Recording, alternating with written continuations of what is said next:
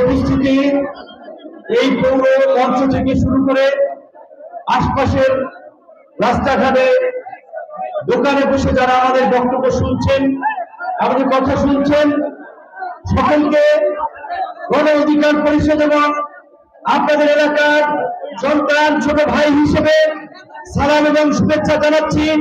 আসসালামু আলাইকুম। হিন্দু ধর্মাবলম্বী সমাজবান্ধবদেরকে আমার পক্ষ থেকে আন্তরিক শুভেচ্ছা জানাই। আপনারা অনেকক্ষণ ধরে এইভাবে গা ঘেঁষে ঘেঁষে কষ্ট করে দাঁড়িয়েছেন। সেই বিকাল 4টা থেকে আমি যতদূর জানি, আপনারা জানেন যে 5 দিনের একটি সময়সূচি নিয়ে আমার শতব্যস্ততার মাঝেও আপনাদের সাথে দেখা করার জন্য, আপনাদের কথা শোনার জন্য, আপনাদের আবেগ অনুভূতিকে সম্মান এবং শ্রদ্ধা জানিয়ে এই গলাচিপা 10 মিনার উদ্দেশ্যে রওনা হয়েছিলাম। কিন্তু শুক্রবার 17 তারিখ বাংলাদেশের একটি গুরুত্বপূর্ণ ঐতিহাসিক মুহূর্ত।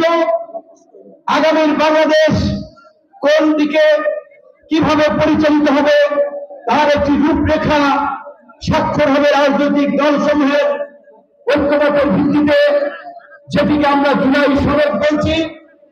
বর্তমান সরকারের প্রধান উপদেষ্টার সভাপতিত্বে এবং তার নেতৃত্বে এই গণ অভ্যুত্থানের রাজনৈতিক দলসমূহকে নিয়ে একটি রাজনৈতিক দলিল বা সামাজিক চুক্তি বা সামাজিক সমঝোতা স্বাক্ষর হবে।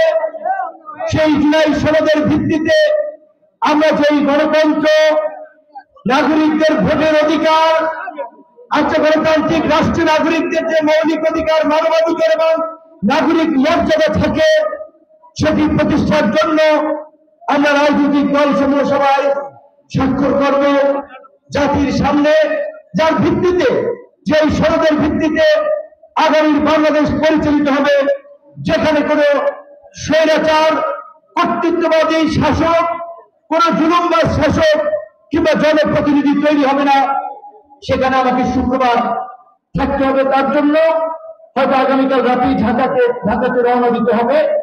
না হলে আমার আগ্রহ ছিল আগে যেভাবে এসে বিভিন্ন বাজারের দোকানে আপনাদের সাথে মত বিনিময় করেছি, আপনাদের সাথে কথা বলেছি, সেইভাবে একটু খোঁজ খবর নেওয়া, আপনাদের সাথে দেখা করা, সময় স্বল্পতার কারণে এবার সেটি হয়ে উঠছে না।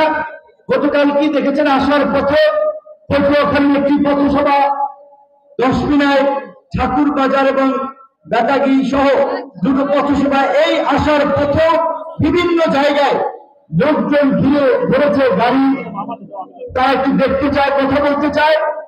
তাদের সেই সম্মান, শ্রদ্ধা, আবেগ, ভালোবাসার প্রতি আমাদের সম্মান দেখাতে হয়, যার কারণে এখানে আসতে অনেক লেট হয়েছে।